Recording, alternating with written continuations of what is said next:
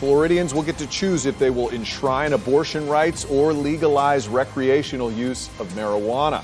Thanks for joining us. I'm Matt Austin. And I'm Ginger Gadsden. You're watching News 6 at 6. Both of those measures are officially going up for a vote this November after the state Supreme Court rejected an attempt from the state Attorney General's office to keep them off the ballot. News 6's Laverne McGee joins us now with reaction from the decision and what exactly it all means. Thanks, Matt. Reaction is pouring in on these two controversial issues. In the challenge to the abortion amendment, the state claimed the wording was confusing. In its opinion, the court wrote that the proposed amendment's principal goal and chief purpose is to limit government interference with abortion.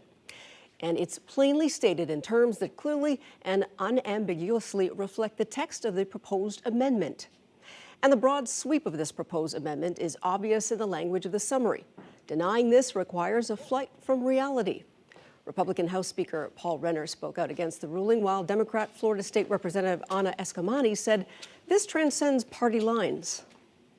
And I have had many conversations with Republican constituents, many women who have had an abortion and don't see it as government's responsibility or role to get involved in that personal and private decision. In the issue of abortion, again, I would just say that for voters, be aware, because this amendment goes much, much farther than the nations of Europe. You know, we're going to be like China and other countries that have extreme laws with respect to abortion if this activist-driven amendment is passed into law, and it should be rejected by voters.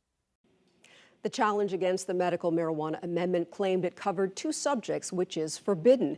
In its ruling approving the amendment, the court wrote, quote, the provisions in medical marijuana on use and legalization are similar to the sale and possession components of the proposed amendment in this case.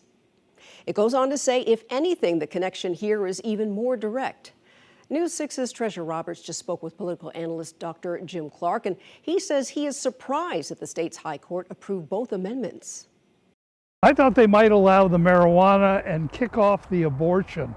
Remember, the Supreme Court is extremely conservative and reflects Governor DeSantis's views.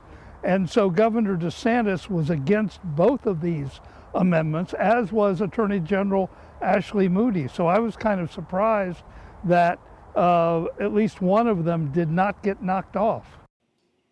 Again, both the abortion amendment and the recreational marijuana amendment will be on the ballot on November 6th. Our crews are gathering more reaction to these rulings, and you can look for that on News 6 at 11. Ginger? Laverne, thank you. Today's rulings came with an unexpected third decision. The state Supreme Court ruled to uphold the state's ban on most abortions after 15 weeks of pregnancy. The move paves the way for a ban on abortions after 6 weeks. The governor signed that ban back in 2022, but it was challenged. Most abortions are already obtained by the 15-week mark, but many women don't even know they're pregnant by 6 weeks in. But again, voters will be able to decide if they want to secure abortion rights in the upcoming election. If approved and added to the state constitution, that measure would overrule the ban signed by the governor.